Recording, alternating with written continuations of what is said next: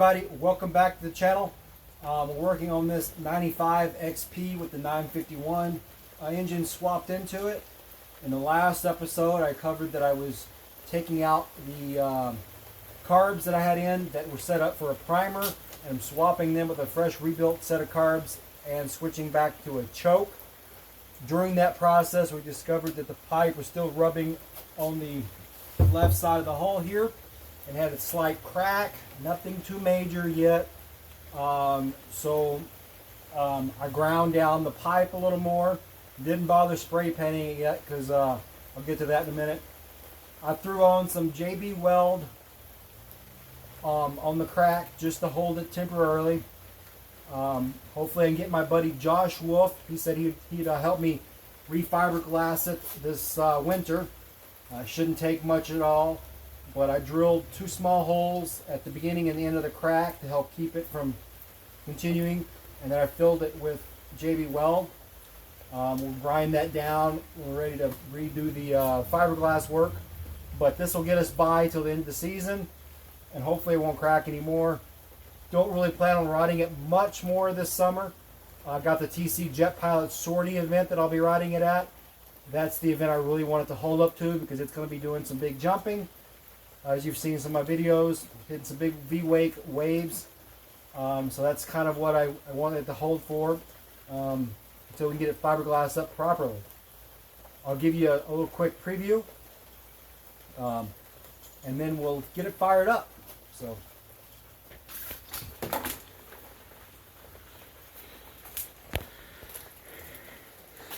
Okay, so we got the carbs in.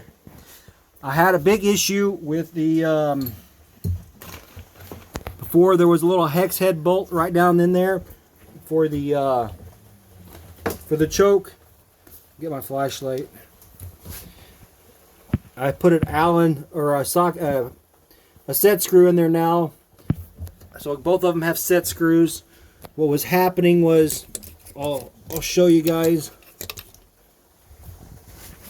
When I pull the choke, it's a very, very tight spot in there, and the hex head screw was crashing and binding. So I literally had to tear the pipe out, partially out, in order to get that set screw in there. What a pain in the butt. But we got choke now. We got everything plumbed back in. I got to zip tie some stuff up still, but we're good. And you can see I have some JB Weld there on the crack. Put a little on this side too. I figure this will get cut out and expanded a little bit, but I think we're clear. We're not really rubbing. It's really hard to see, but I can shake the engine and I can feel it's not really touching. So I think we're good for a few more rides for the season. I still got to stick in my air boots. Just so you know, this is a horrible design from Sea-Doo. These boots mount right here and they go straight down here, and you've got cables and fuel line running right through that rubber boot there where this has to connect. So basically, this goes right down in there like that, and all this the cables and all this stuff just kind of crash right with it. What a stupid design. Not very happy with that. That's probably why a lot of people go with the pod filters on these, and then they rejet. And just so you know, in order to do this, I have to take apart the crossover pipe, disconnect the hose back here, and take the water box out. I have to take the water box out just to take this air box out. So once I get the air box out, then I can take this support bracket here off that mounts to the thing on the air box, or the carb mount. So it's a lot of work just to get back there in order to get this pipe in and out. So about 5-10 minutes of disconnecting stuff just to get that air box out. So let's fire it up.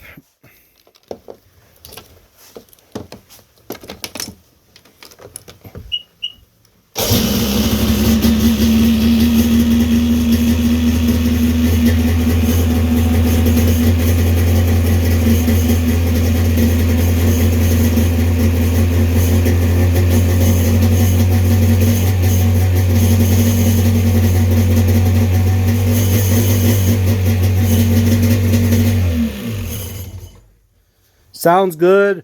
Idle is almost where we're at. You don't want to be at 3,000 with the 951s. They do like to run away.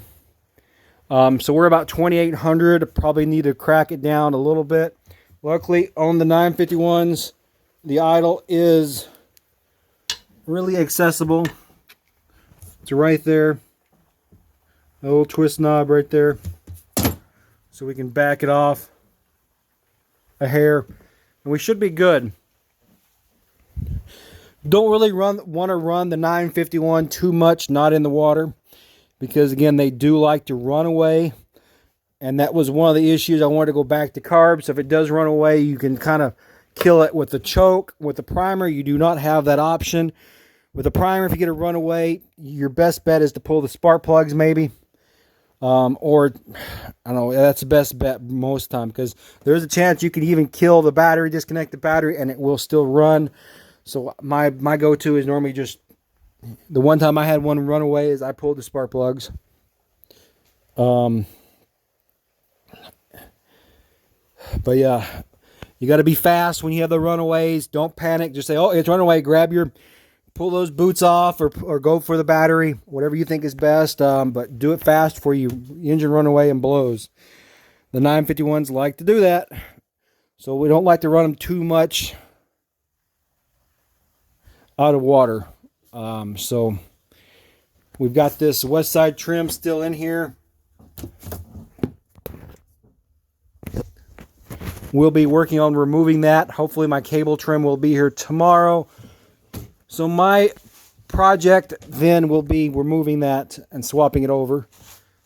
I'm probably going to take this out one more time to test it before I do the trim, because I'm going to paint. The trim's coming unpainted from my friend, so I'm going to have to paint it and let it dry. So, and then it's going to take some work. So I want to run this one more time before I take that trim off.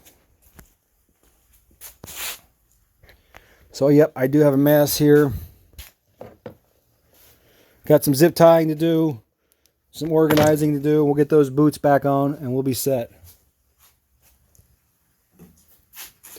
We're getting some rain here.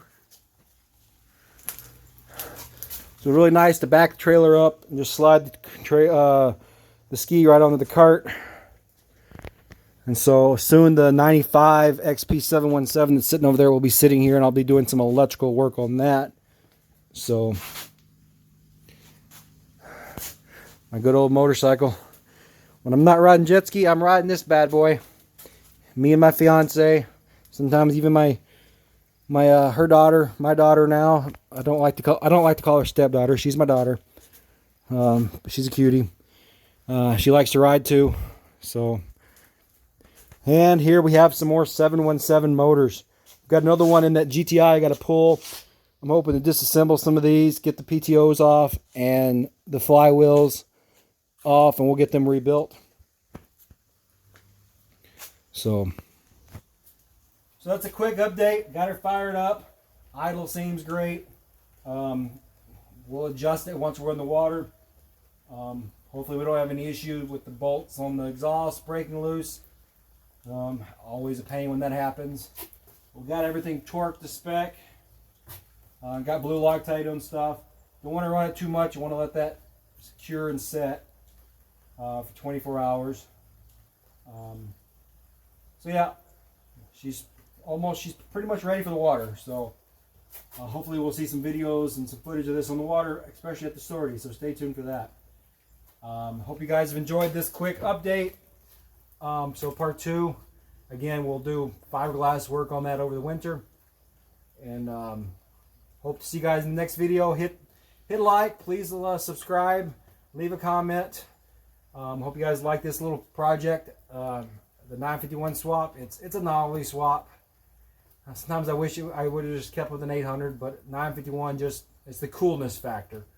But it's always something. It's a tight work, so don't do it unless you really want to have fun working on something. Otherwise, stick with the 800. That's my opinion. I don't think I'll do another 951 swap. I'll stick with the 800s and the X4s. So I hope you guys have enjoyed it. Again, I'm tired, sweating out here. See you guys in the next video. Peace out, guys. This video is sponsored by OSD Marine. Check them out for all your Sea-Doo two-stroke parts.